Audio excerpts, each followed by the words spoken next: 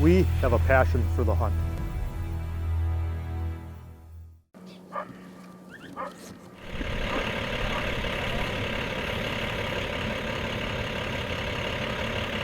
Today is just kind of getting the kids down here to Pine Shadows, kind of getting them experience with all the stuff that Mark and Sophie have to offer.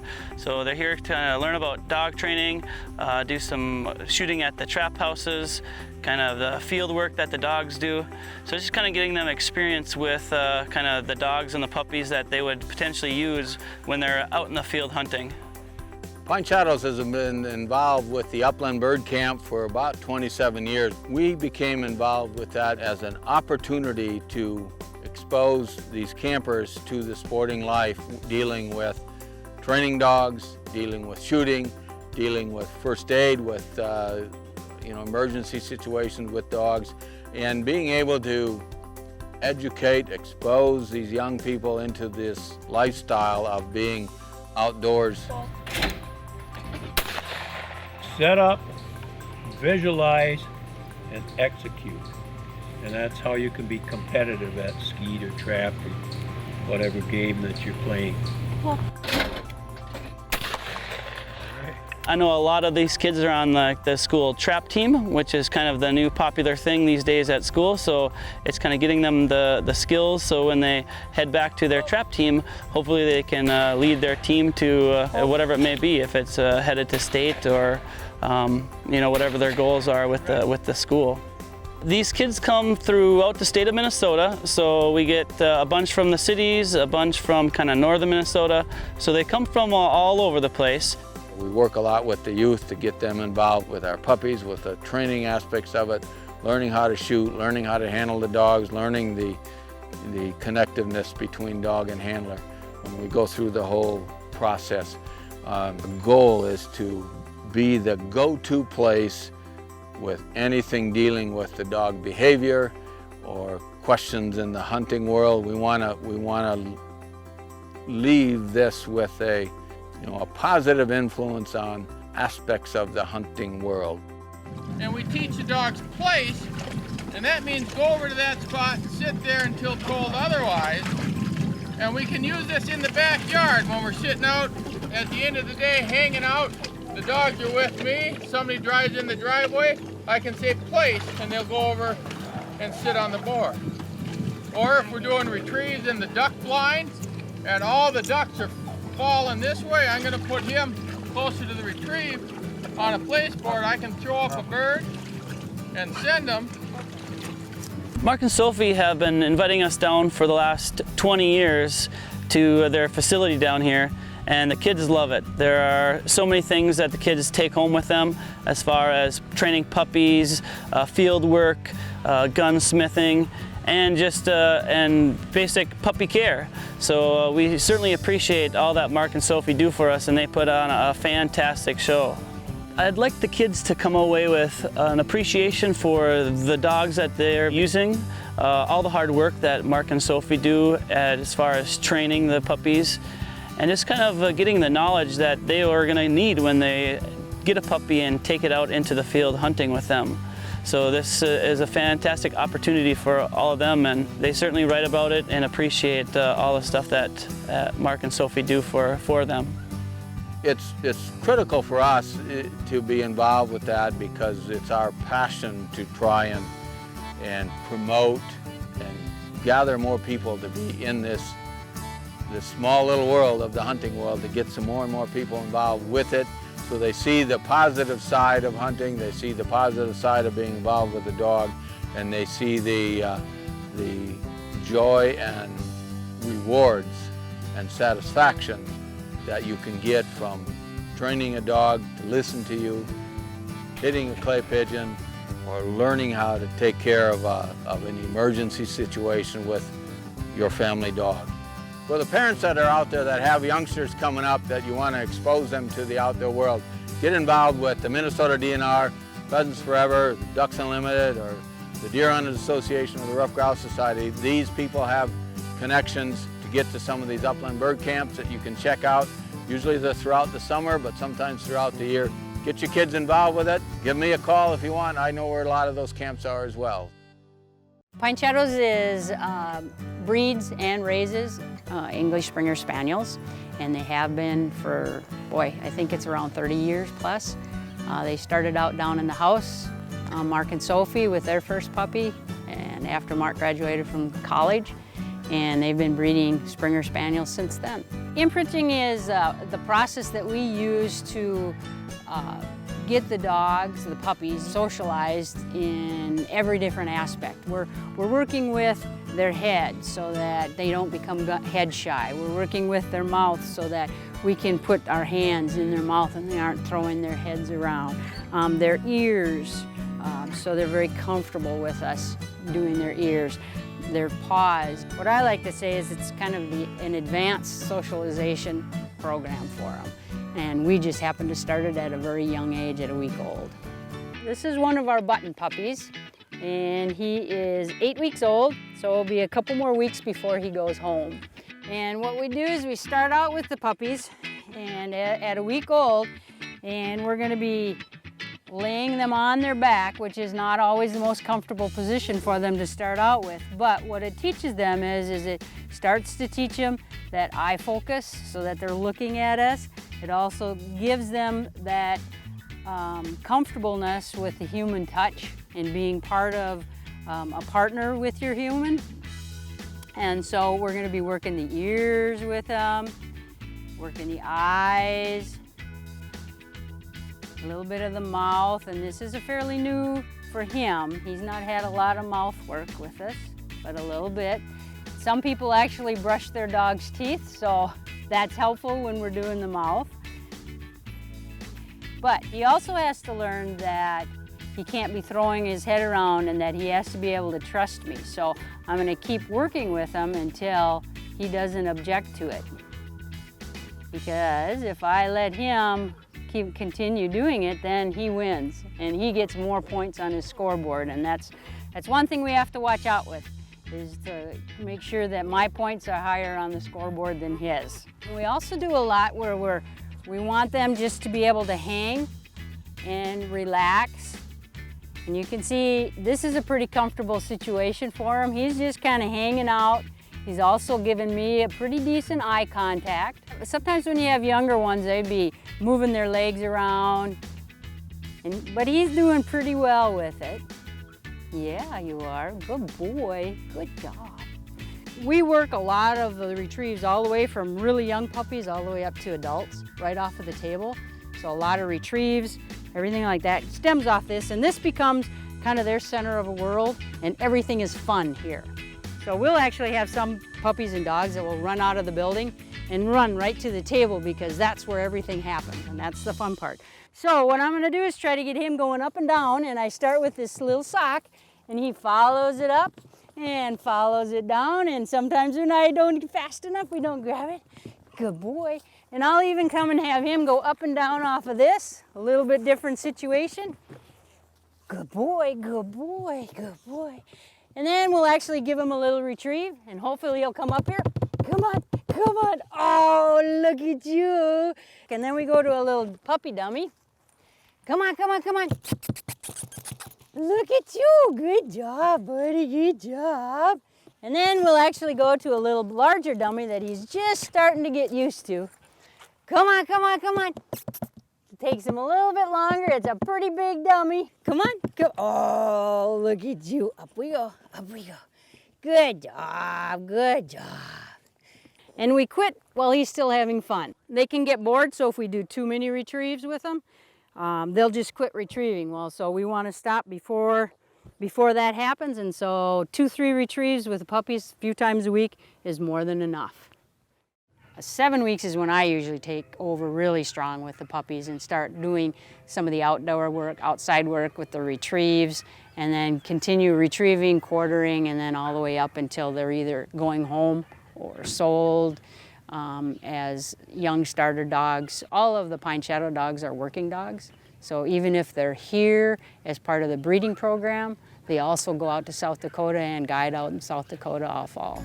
We're going to start a little quartering session with a puppy here. We've got an 11-week-old puppy, and this is the process that we use in the initial quartering of a puppy. We have him on a long lead rope because this puppy has been on his retrieves is wanting to sometimes skirt our way and not always come right back. So what we do first is we set the puppy up so he's looking at us, and as soon as we get his attention, then we're going to send him off. And you go toot toots on the whistle, and we'll call him back, and then we're going to throw the bird or the dummy out right there. The handler will go to the rope, and if need be, we guide the puppy all the way back in, talking to it. See how it did a little hesitation there? And we just tighten up the rope so it has to come right in again.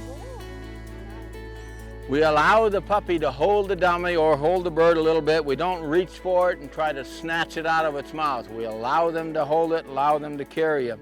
Then we'll take the dummy away. Prior to that, we've introduced the gun to the dog as well. We start, with the .22 cap pistol. All of our training is kind of hinges on the retrieve. In my mind, the retrieve is the connection between the dog, what the dog is supposed to do out in the field, and you. He's supposed to go out, find something to retrieve. Sometimes it has to be flushed, you have to shoot it, but in his mind, we want him to think that I got to go look for something to bring back to you. So the retrieve is a critical aspect of our training. It's the connection, the connectiveness between the dog out there and what they're doing and you back here. We sent them to the left last time, so we're going to send them that way again. Toot toots on the whistle, go to the right, and toot toots again. We'll call them back and we'll throw the dead bird on the left side. The bird goes thrown out, not in. Well, that girl would go.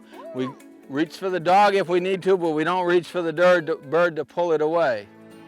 So we keep it fun, short, to the point, and something that they really, want to do. Because what we want to do is we want to teach them that this is their job.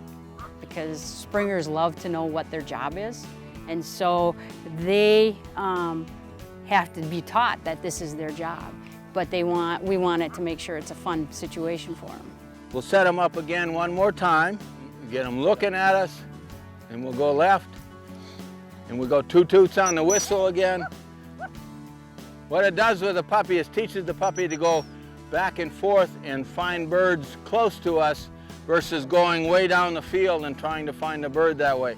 We want them to realize that when we send them to one way or the other, there might be something there for them to retrieve. We want him to realize that everything good in his life is going to happen when he's right around you. And that's the connectiveness, that's the early imprinting, that's the retrieve back to hand and back to the place board. Those things all encompass a dog that's in the whole dog world, everything in his world reflects around you and how you handle this dog. Hi, my name is Barton Ramsey with Southern Oak Kennels. And we're here today. We're going to do a little bit of group training with the Labradors, just something to work on steadiness. We're not going to do anything right now as far as difficult retrieves, just a couple singles, but we've got a few dogs out in the field. They're going to have to honor one another, so we're going to work on a little bit of obedience. Mark? Harry? You may get invited on a hunt where someone else has a dog and you want to bring your dog. You want to know that your dog can sit still and honor other dogs in the field. And then there just may be a situation where it's not safe for your dog to run out. You may be hunting with new guys, field hunting, and you don't want a dog that takes off as soon as the shots are fired. And so we encourage steadiness work, and this is one way to do it. Work with other dogs. Even if you have to have other people with you holding dogs on leads for young dogs, we just really encourage you to work dogs with other dogs and make them honored. Let them know not every retrieve is theirs. A lot of folks ask how long it takes to keep a dog or get a dog to where they're trustworthy and steady. It takes a good bit of time, a lot of work, walking out picking up a lot of bumpers. Really, it's a lifetime worth of work. But drills like this, within a month or two of doing stuff like this and making sure you keep your dog from breaking on a check cord or on a lead, you can get it accomplished pretty quickly that way. A lot of times people want to know how long does it take to train a dog? How long is it going to take to finish my dog? And every dog's different. There's no cookie cutter. This is the program. Every dog goes through this certain amount of time. We like to get dogs back in for training about 6 months and spend 4 months with them. And at 10 months, we're confident most dogs leaving here, they're ready to go duck hunt. They're steady, we've shot over them, they've picked up birds, they're swimming through decoys, they're doing doubles, they're doing memory retrieves, short blinds. We call that a started dog, ready to hunt but not doing long retrieves, not working on big cold blinds. So we like those dogs to have a full hunting season because you just can't replace shooting ducks over a dog. No matter how much training you do in the yard, how much training you do in the field, you can't replace a true duck hunt. So we encourage guys, go out, get ducks, shoot ducks, get your dog those reps. Birds just falling in the decoys. Tell people just shoot well, you know, don't clip them and let them sail 300 yards, try to kill them. And get the dogs some reps and then send them back, and then we like to do another 3 or 4 months of polishing work. And so typically a retriever will have about 8 to 10 months of formal training with us, spread across about 1.5 years, from 6 months to 18 months, with a duck season sandwiched in between that. And that's the best way when we can roll it out. So really by the time the dog is in its second duck season, it's between 18 months and 2 years old, and we would consider them a finished dog. Although, you know, really, dogs keep learning. We'll get them out and they'll make liars out of you. This is a finished dog, you know, they do all this stuff, and then you get out and you notice you just got to keep it up. They're not robots. And so we have some guys that send their dogs back in October before our season down here, and they're like, hey, my dog's not doing what it's supposed to be doing, and you find out from March to August, dogs have been sitting on the couch eating Doritos. And so we get the dog out, we try to get the dog back in shape, and they're not robots, you know, you got to keep working them, you got to keep their mind sharp. And so really a finished retriever is a lifelong project. All the life of the dog until they retire from hunting, it's a work in progress. Yeah, I think socialization at a young age is overlooked. A lot of people, they begin looking at what are we going to do with this dog from 6 months to a year when we're going to do formal gun dog training. But so much is implanted in a retriever before that. And you have two things. You have the natural breeding side, and with this side, you know, you're wanting to put in the best traits you can. So we don't breed for color because, you know, just because these two might make yellow puppies doesn't mean that they're gonna stick the best traits together for what we're looking for in a gun dog. So we try to line up, you know, drive, temperament, trainability, nose, marking skills. We want to put all that together in a way that's positive. And the other side of that is you want to try to develop the puppy to be the best retriever that it could possibly be. So you want to take all that natural ability and you got to mix it up right and try to get it out of the dog, because you can always squish it when you don't socialize a dog properly, when the dog isn't introduced to birds at a young enough age, when the dog isn't around all the elements that it's going to experience. That's why we tell our people when they take puppies home, take the puppy everywhere. Once they've had their shots and they're you know, immune and safe from diseases, take them all over. Let them meet 100 people in the first 100 days they're home. These sorts of things prepare a dog so that when you begin to do the gun dog training, you've got the best possible animal to start with. A dog that's confident, a dog that loves to retrieve, it's happy to do the work, trust its handler. Those sorts of things start really at birth, particularly when people take a puppy home at 7 weeks. Here at Southern Oak Kennels, we import, breed, and train British Labrador retrievers, and we bring them over from the United Kingdom, and we breed a few litters of puppies each year. We train our own dogs from our breeding stock. We also import trained dogs to sell as gun dogs to waterfowlers and upland hunters all across the United States and Canada. Our dogs are competing in field trials, competing in working tests, picking up game birds in the UK. And that's the lineage that American field trial dogs have come from. The difference is the way that we evaluate good dogs. So when you say that's a well-bred dog, what you mean is that that dog has a lineage of achievement in each generation. So field trials in the UK are a little bit different than field trials in America. They require the dog to be very calm and steady, sometimes for 3 or 4 hours on the line. The dog will have to sit and watch 11 other dogs at least make retrieves throughout the day. And if the dog takes a step, makes a noise, breaks at all, gets unruly, you're out. If the dog isn't absolutely just jamming out there, pegging birds, bringing them back to you, you're never going to win. So for us, when we started looking at the way that they evaluate, there was a lot more obedience, a lot of manners, and then still all the drive, all the retrieve, a lot of using the nose, getting out. They want to see a dog get in an area, and they love to watch a dog just hunt up an area. And I thought, boy, that makes a lot of sense for the American waterfowler. So we'll be sitting there in the blind for chunks of time, and you don't want a dog that's been in the blind with a dog that whines. It's awful, or a dog that just can't sit still, moving around. Well, British dogs, they really have that manner side. We call it the off switch. But then when you do shoot birds and you're actually in a waterfowl situation, you want a dog that's competent enough to get out there, use its nose, find the bird. But how many times do you know the guy that you're sitting in the blind and birds are still working and they're sitting out there handling the dog, handling the dog, handling the dog. We want to know, I can get the dog in the area, tell the dog hunt it up, and the dog's going to do what it's bred to do and find the bird. And so we see that more common in British field trial lines than anywhere else, and that's why we specialize in those dogs. We like to say that we breed dogs that'll make your friends jealous and keep your wife happy. So dogs that they do well in the house, you know, they're calm, good with kids. You know, we've got dogs that come to the office with me, and I'll have people come into the office for a meeting, and when they leave, they catch a glimpse and they'll say, I didn't even know a dog was in here. And the same dog, to see that dog barrel through, you think, is that even the same dog? I think it's definitely possible to have that. And I think for the average guy that's out waterfowling, whether it's 2 weekends out of the year or 60 days out of the year, you're still going to have a whole chunk of your year where you just need a family dog. There's no reason to have to sacrifice having a nice, calm companion to go out camping with the kids, fishing with the family. And then there's also no reason to sacrifice having a dog that just jam up, loves cold water, loves picking birds. You can definitely have both. And we've been able to find both with these British lines. Do you have a passion for the hunt? For shows, tips, trips, and product information, check out passionforthehunt.com. And for the latest photos and adventures, don't forget to like us on Facebook.